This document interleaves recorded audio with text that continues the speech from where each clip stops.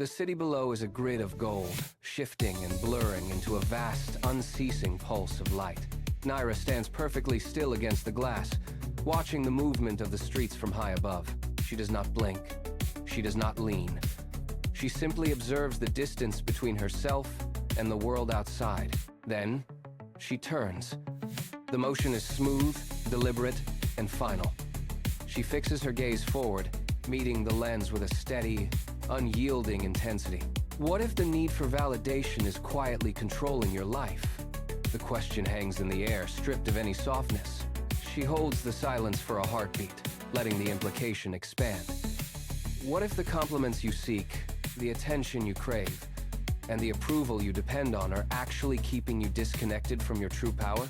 She shifts her weight, her posture rigid, eyes never leaving the frame. The golden city light behind her dims, leaving her silhouette as the only focal point. She waits, ensuring the question hits, before she continues. Most people believe validation feels good, but consider the alternative. Consider the cost of living for a mirror that never stops changing. Naira moves away from the window, crossing the room until the city lights are nothing more than a faint glow behind her. She stops in the center of the space, where the shadows are deeper and the air feels still. Her voice drops, losing its previous sharpness, replaced by a cold, clinical precision. Most people assume validation is a reward. They treat it like a trophy for being liked, for being seen, for being enough. She paces a short, measured line, her head tilted as if listening to a distant rhythm. But it is not a reward. It is an emotional addiction. Like any other chemical dependency, it demands a constant, escalating supply. She stops pacing and stares at the empty space beside her. The more you feed the craving, the less you actually own your own mind. You become a prisoner to the feedback loop of others. You are not choosing your actions. You are choosing the reaction you hope to elicit. She turns back to the center of the frame, her face composed. You have been conditioned to believe that someone else holding the mirror is the only way to confirm you exist. That is the cage. And the most dangerous part of this cage is that you helped build it yourself. The silence in the room deepens as the final words hang suspended in the air. Naira remains motionless, her focus anchored somewhere beyond the camera, as if she is watching the truth of the cage take form. The ambient light begins to drain from the scene, pulling the edges of the room into shadow. She does not move to bridge the gap. She does not reach out to soften the blow of the realization. She simply sits with the weight of the premise, forcing the viewer to confront the emptiness of a life built on the opinions of strangers. The gold light of the city, once a backdrop, flickers and vanishes. The room goes cold. Every detail, from the texture of the floor to the stillness of her posture, becomes part of a singular, heavy focus. There is no music. There is no movement. There is only the slow, rhythmic pulse of breath in the dark. The screen loses its color, sliding toward a deep, absolute black. In the absence of sight, the reality of the emotional trap remains unseen, yet heavy, waiting for the next step in the process of dismantling the illusion. The transition is complete. The frame is gone. The darkness recedes, revealing the sharp, clean lines of a study. Naira sits in a leather chair, her hands folded firmly on her lap. The light here is narrow, focused on the desk and the space immediately around her. She looks at the lens, her gaze steady and devoid of performance. Validation addiction is not a character flaw, she says, her voice low and resonant against the quiet of the room. It is a psychological loop. She shifts her weight, leaning forward until she is just inches from the frame. You build your self-worth on external feedback. It feels like a reward, but it is a cage. She gestures toward the shelves of books and pulls her hand back to her chest. Every piece of data you gather the approval of a peer, the signal of interest from a stranger is a brick in that wall. You think you are growing, but you are only reinforcing the structure of your own confinement. She pauses, letting the silence fill the room. It is a cycle that functions on its own momentum. You are not a broken person. You are a programmed one. And the first step toward reclaiming your mind is recognizing the machinery of the loop itself. Naira rises from the desk and walks into a wide, minimalist gallery. The walls are stark, empty, and white. She stops before a single vibrant painting, her eyes tracing the brushstrokes. "This is the dopamine effect," she says, her voice echoing slightly in the vast space. Every notification, every gaze, every word of praise releases a chemical spike in your brain. You become a hunter for the next hit. She turns away from the canvas, looking back toward the entrance. You check your phone for the count of likes. You measure your significance by the applause of peers. You think these are markers of your value, but they are only anchors. She paces the length of the floor, her footsteps sharp against the stone. Look at the cost. You live in a state of perpetual anxiety, insecurity, and the constant fear of being ignored. You have handed the keys to your internal state to people who do not know you. Your happiness is held hostage by their fleeting attention. She stops and looks directly at the camera. You are exhausted because you are maintaining a persona that is not yours, all to satisfy a hunger that never ends. You are performing for an audience that will move on to the next screen in seconds. Naira moves to a small, low-lit nook, away from the gallery's cold expanse. She sits on a simple wooden stool, her posture softening. "It starts early," she says, her tone shifting to something quieter, almost a whisper. "We are conditioned to perform for praise before we even understand what it means to be ourselves." She picks up a small, weathered frame from the table, looking at it for a moment before setting it back down. As children, we learn that being good brings safety. A parent's smile, a teacher's nod, the quiet approval of those who hold power over our world. These become our primary survival tools. She leans back, her eyes fixed on the shadows. We learn to trade our authenticity for the promise of being accepted. We learn that visibility is dangerous, but being useful is safe. She pauses, and the silence is heavy with the weight of that realization. Think of your younger self, the child who learned to dim their light to avoid conflict, or to perform perfection to avoid criticism. You were not trying to be fake. You were trying to survive. She looks up, meeting the lens with an expression of profound empathy. The masks you wear today were built in that small, vulnerable space. They were designed to protect you. But today, they are only keeping you from the person you were meant to become. Naira stands, her movements deliberate and controlled. She walks through a hallway toward a set of glass-paned doors. "As adults, we carry that childhood script into every room we enter," she says, her voice steady and clinical. "It is a silent subconscious programming. You walk into a meeting, a dinner, or a conversation, and the old mechanism triggers. You scan the room for the authority figure. You adjust your tone to ensure you are seen as capable, agreeable, or necessary." She pauses, resting a hand on the door frame, her gaze distant. You are still performing the role of the good child, hoping for the invisible nod of approval that guarantees your safety. She pushes the door open and steps into a brighter, more sterile office space. It is an exhausting cycle. Every interaction becomes a transaction of self-worth. You are constantly measuring your impact, monitoring your words, and suppressing your true impulses to maintain a persona that feels safe. She turns to face the lens, her expression unyielding. You feel tired because you are never truly present. You are always watching yourself from the outside, checking to see if you have performed the part correctly. You have become a spectator to your own life, trapped in the effort of sustaining a mask that no longer serves your growth. Naira moves from the office into a wide, minimalist gallery. Her footsteps echo on the polished concrete floor, a sharp contrast to the previous, enclosed spaces. The room is vast, filled with light, yet the walls are stark. She walks along the length of the hall, her movements unhurried, as if she is observing the space for the first time. "Most of us live our lives like a curated exhibition," she says, her voice carrying clearly in the open air. "We place our experiences in frames, waiting for the world to walk by and offer praise." She pauses before a large blank canvas, tilting her head. "You polish your public image, you edit your history, and you highlight your successes, all to ensure the viewer sees only what you want them to see." She gestures toward the empty space, her hand lingering in the air. "But look at the cost.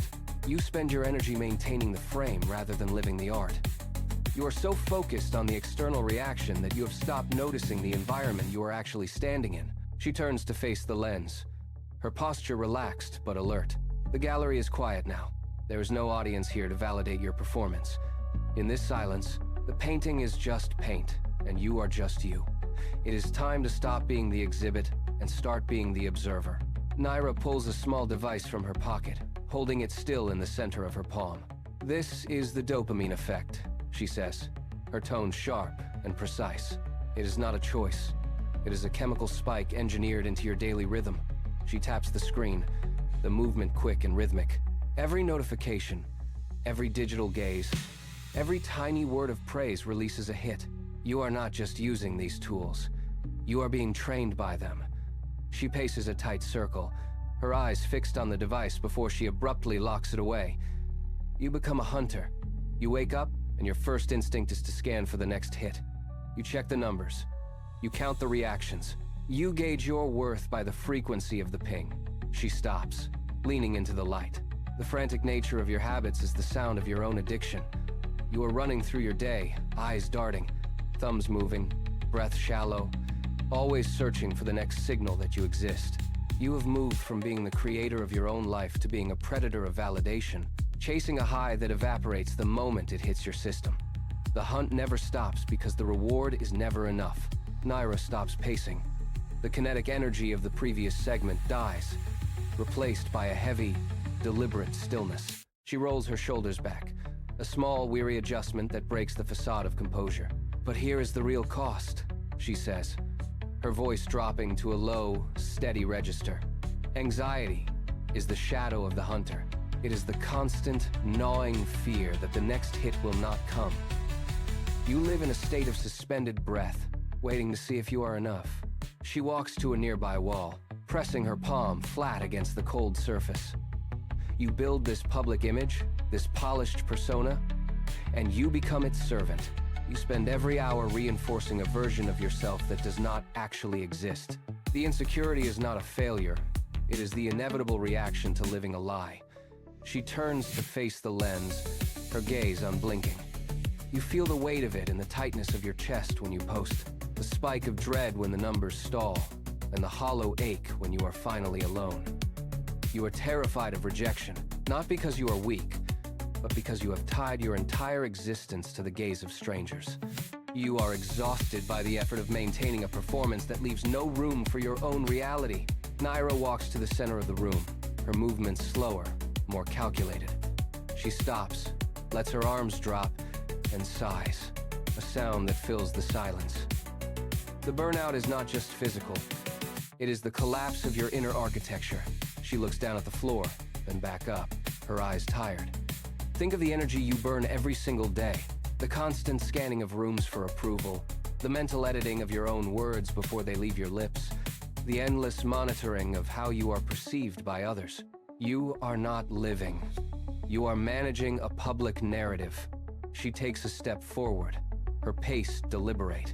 You have reached the point where the cost of the mask exceeds the value of the comfort it provides. You are hollowed out by the effort. The fear of being seen as you are has become more dangerous than the fear of being rejected. This is the exhaustion point. It is the moment where your system finally screams that it cannot carry the weight of this performance for one more hour. She pauses, letting the silence settle. You are running on fumes, chasing a version of yourself that is nothing more than a ghost. The life you are currently building is built on sand, and the tide is coming in.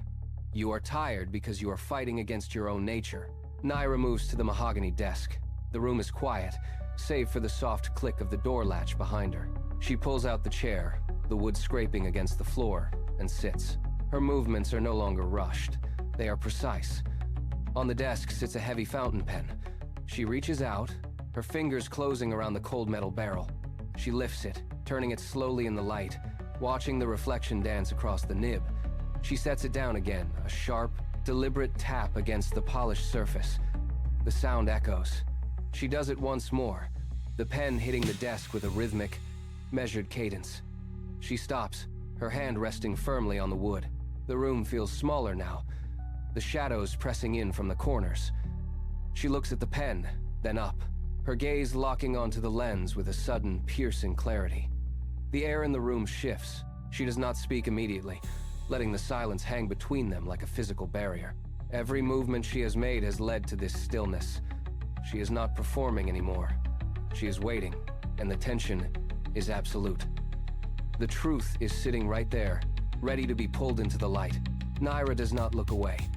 She leans forward, her hands flat against the mahogany surface, closing the distance. The cycle is cruel. You seek validation to fill a void, yet the void is bottomless. She speaks the words slowly, ensuring every syllable lands. Think about it. You pour your energy into a container that has no floor. Every compliment you receive is a drop of water in a desert. It evaporates before it even hits the sand. She gestures toward the empty space in front of her. You are chasing a high that was never meant to last. It is a chemical spike, a momentary surge of dopamine that leaves you hungrier than you were before. The craving always returns, stronger, demanding more of your identity to feed it. She pauses, her eyes searching the lens. You are exhausted because you are trying to fill an internal lack with external noise. You believe that if you just get enough approval, the hunger will stop. It will not. The more you feed it, the wider the void grows. You are trapped in a loop that consumes your resources, your confidence, and your peace, all for a reward that vanishes the moment you stop performing. This is not a life. This is a slow depletion. Naira pushes back from the desk. The chair legs slide against the floor, a sharp, jarring sound that cuts the stillness. She stands, walking away from the mahogany surface, toward the center of the room. She stops, turns, and faces the lens, her posture completely still. True confidence is silent.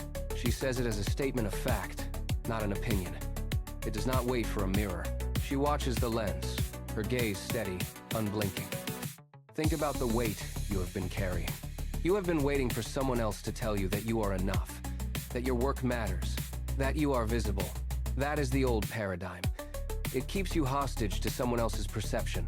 She takes a slow step forward. When you stop needing the approval of others, the entire architecture of your anxiety collapses. You no longer need to perform. You no longer need to check the reaction of the room before you speak. She holds her arms at her sides, palms open. You are not a reflection of what others see in you. You are the source of your own value. The moment you stop looking for confirmation is the moment you reclaim your agency. You become the observer, not the observed. Naira holds her position, the silence in the room heavy and deliberate. She does not move, but her posture shifts, losing its rigid edge. She leans toward the lens, narrowing the gap until she is centered in the frame. Her gaze is no longer searching. It is focused, intent, and personal. If you are finding resonance in this exploration of female psychology, feminine energy, and emotional intelligence, you are not alone in this search. She speaks with a measured cadence, each word distinct. This is a process of unlearning. It is a commitment to seeing yourself clearly, stripped of the old scripts you were taught to follow. She pauses, watching the lens as if she can see the person on the other side. If this work matters to you, take a moment to subscribe to Healed, Hot, and Happy. Leave a like on this video. Your engagement is not just a metric. It is an active choice to prioritize this kind of growth. She holds the gaze, waiting. When you support this space, you help us reach more individuals who are currently trapped in that same cycle of external validation, helping them find the same path toward deeper psychological understanding. You are part of a shift in how we value ourselves. Join us, and let us continue this work together. Naira keeps her focus sharp, her expression unchanged as the implications of the previous request settle. She nods once, a subtle gesture of acknowledgement.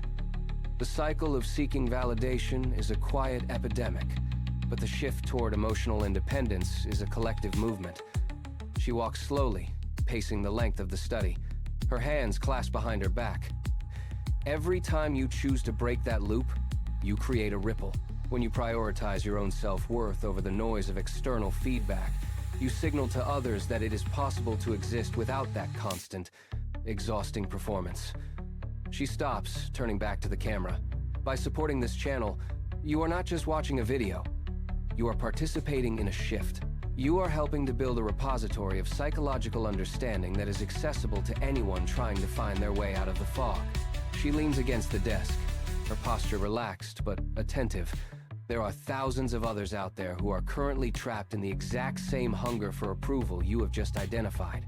Your engagement here ensures that these tools, these conversations, and this clarity reach them. We are building a foundation of emotional intelligence together, one person, one choice, and one realization at a time. It is a shared mission. Naira pushes away from the mahogany desk. The chair scrapes against the floorboards, a sharp sound that breaks the stillness of the study.